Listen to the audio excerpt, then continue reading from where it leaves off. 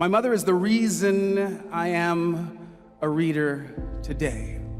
My mother not only read to me when I was a child, she read in front of me, giving me that all-important example that reading is as much a part of the human experience as is breathing. When I was a child growing up in Sacramento, California, I would sit in the backyard in the summer and listen to San Francisco Giants baseball on the radio and read my favorite science fiction books.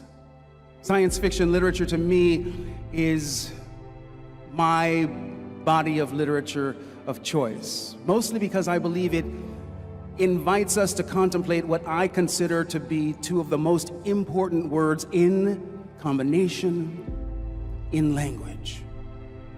What if? What if invites us to unlock the superpower unique to human beings, that which is our imagination. I am a firm believer that that which we imagine is what we tend to manifest in this realm. I know that there was some child who watched those episodes of the original Star Trek series and saw those indelible images of Captain Kirk reaching behind him to that secret Velcro place on his hip because there are no pockets in the future. I know, I've been there. They would see Kirk pull out his communicator, he'd flip it open and he'd say, "Scotty, beam me up." That child grew up, became perhaps an engineer, a designer of products, and is responsible for a technology that is more prevalent on this planet today than the toaster. By show of hands, has anyone in this room ever used or seen someone use a flip cell phone? That upon which we focus our imagination is what we tend to manifest in this realm. It is the stuff of which miracles are made. My mother took it upon herself as my primary parent. She raised 3 children virtually by herself. She was in her first career an English teacher and then a social worker by profession. I feel that in many ways I am genealogically predisposed to do that which it is I do. We are all teachers in my family. My mother, my younger sister, my older sister, my son, 2 nieces. My mother knew that I would grow up and walk out into a world that would oftentimes be hostile to my presence simply because of the color of my skin, and she took it upon herself to make sure that I was armed with the best education imaginable, so that I might compete on a level playing field with my more melanin-challenged classmates. You, too, will go out into the world and will oftentimes be met with hostility for one reason or another. And my advice to you graduates is the same advice that my mother, Irma Jean, gave to me.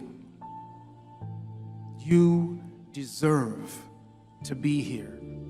The only limits upon you are those that you impose upon yourself. This is your opportunity to make your mark on the world. Be bold. Be fearless in the pursuit of your dreams, because your dreams matter. I stand before you as living and breathing proof that dreams do in fact come true. I could not have imagined the life I lead now when I was at the juncture where you now stand. You have no idea where you're dreams are going to take you. And the good news is this. Are you ready? Life, like walking, is a controlled fall. Human beings are preternaturally predisposed to walk one foot in front of the other. And you will notice as you perambulate around your world that it is the exception as opposed to the rule that we fall flat on our noses. Life, like walking, is a controlled fall. It is not necessary, graduates, to know what comes next. Focus on the step that's in front of you. The rest will reveal itself. You feel me?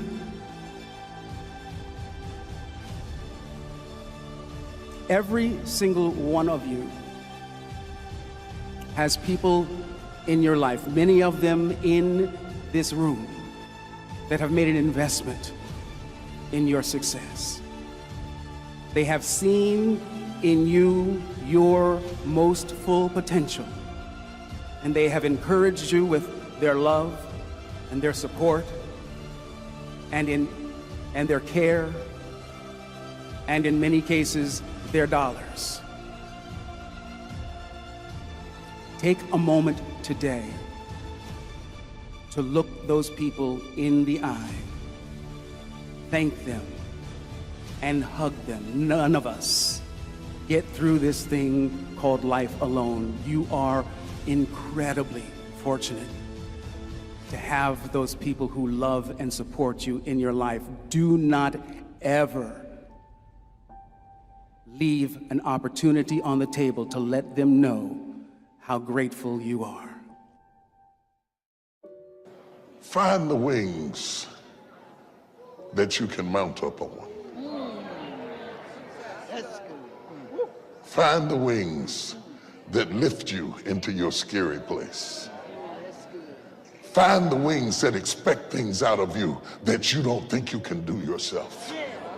Find the wings that put you in positions that you have never been in before.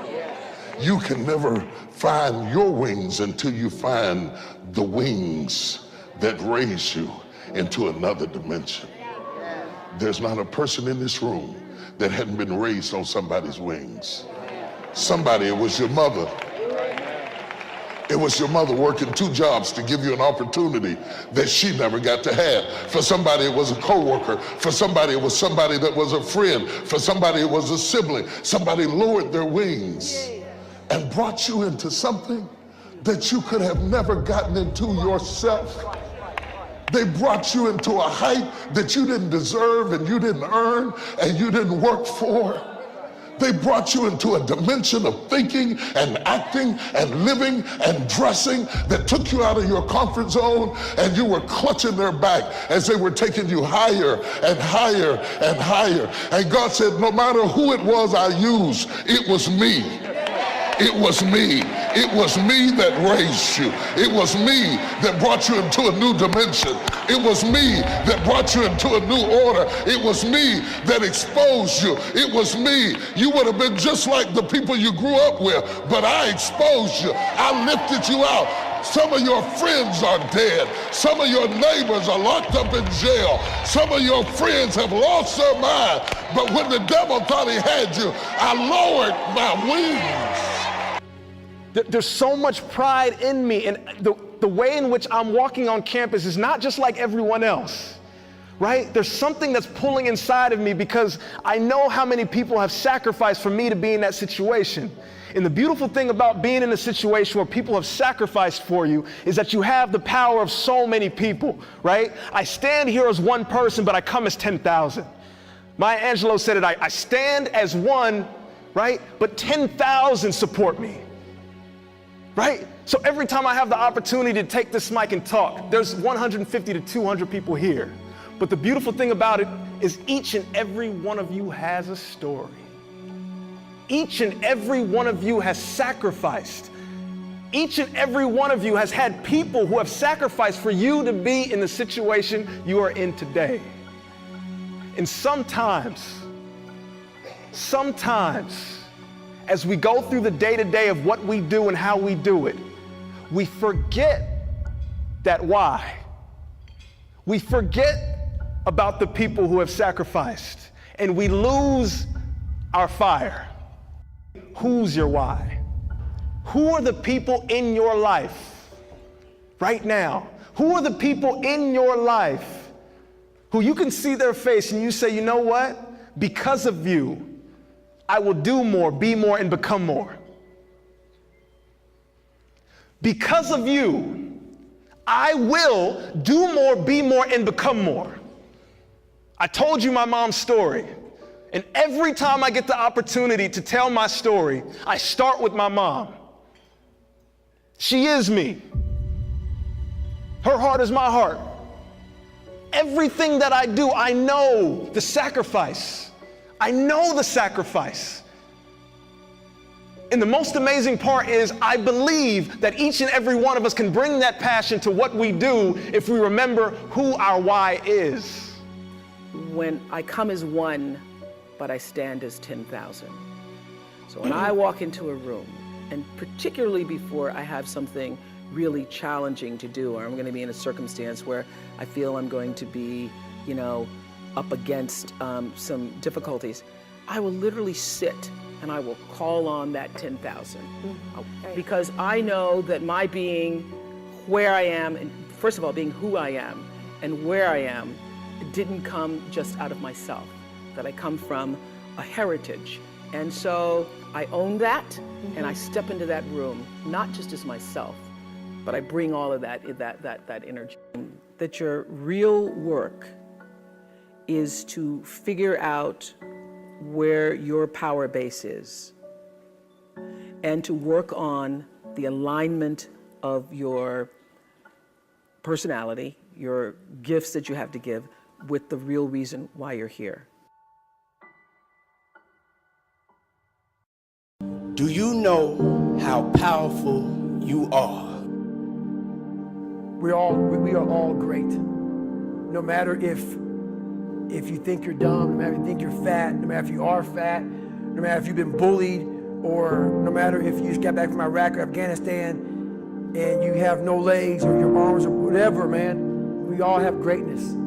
You gotta find the courage. You gotta find the courage to put your Bose headphones on and silence the noise out of this world and to find it. And to find it because it's out there, but it's gonna take hard work, courage, self-discipline. It's gonna take all the non-cognitive skills. All the non-cognitive skills to be great. Smart is good, all this stuff is good, that's all cognitive. It's the non-cognitive skills that set you apart from everybody else. You are who you are today because of all the choices that you've made in your whole entire life. But as we're growing up, we have a lot of people who try to tell us how to make these choices. Our parents, our teachers, our bosses, our friends, even our neighbors. They try to tell us how to live our lives, what we should do, where we should go, how we should walk, how we should talk. But my question for you is this: if you're trying to be what other people want you to be, then who will be you? Every day, we're seeing who we are as people. When I was growing up, I lied for people to accept me because I didn't accept myself. So I would make up stories so that you would accept me into your world. Everything I did was for someone else to like me. It wasn't until I started reading my own book about how pathetic I was as a human being. I could blame my dad, I could blame kids at school, I could blame having health issues, ADD, my mom not being around. Great mom, but she was doing her thing. I could blame a lot of people. And that's the book I was reading.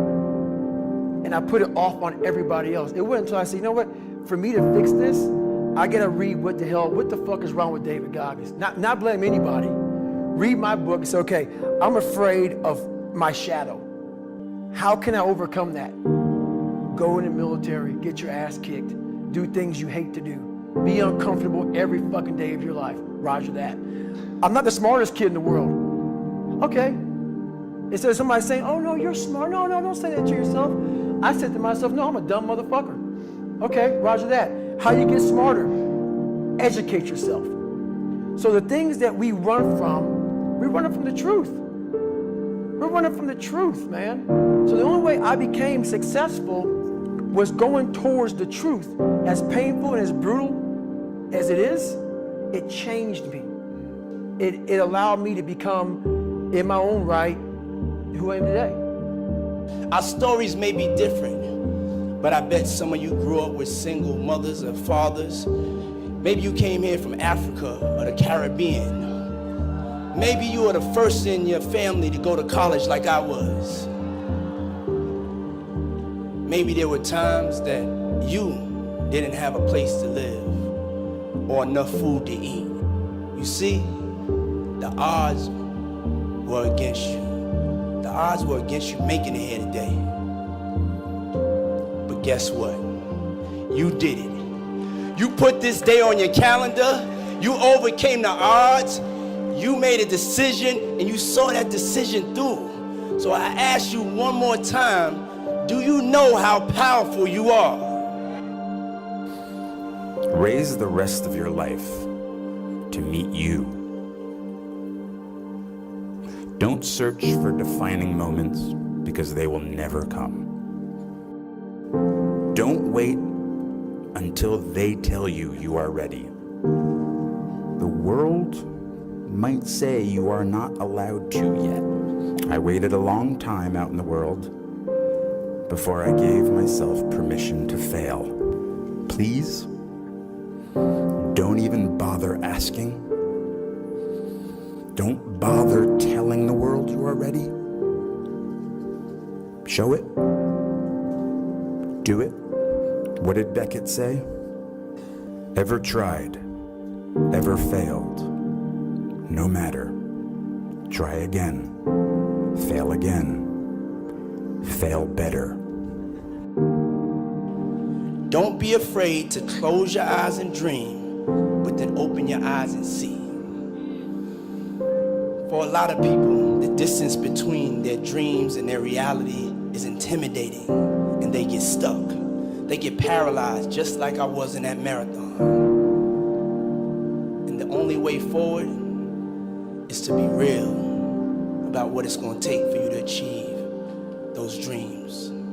You have to be honest with yourself. You have to tell yourself the truth. You have to tell yourself the truth of what it's going to take for you to be successful. It doesn't come easy. You're going to have to go out there and get it. Nobody's going to give you nothing. There's no rescue team coming, no National Guard, no aid coming, nothing. You're going to have to go out there and get it. And the only way forward is to decide you want that dream. The only way forward is to decide that you want that dream so bad that you are going to work harder, you're going to get up earlier, you're going to stay later, you're going to push past the people who doubted you and laughed at you and hated on you. I want you to be fearless. I want you to be decisive. I want you to make a decision right now that when you fail and you fall to your knees, I want you to remember the power of you, and I want you to get back up on your feet. Make a decision today that when you're in the darkness, you'll remember the power of you. You are your own light. I want you to remember. So the key to success is to stop conforming to other people's expectations and start performing to your own level of expectations. It's to believe in yourself. It's to know that what you want will eventually come to fruition as long as you believe it.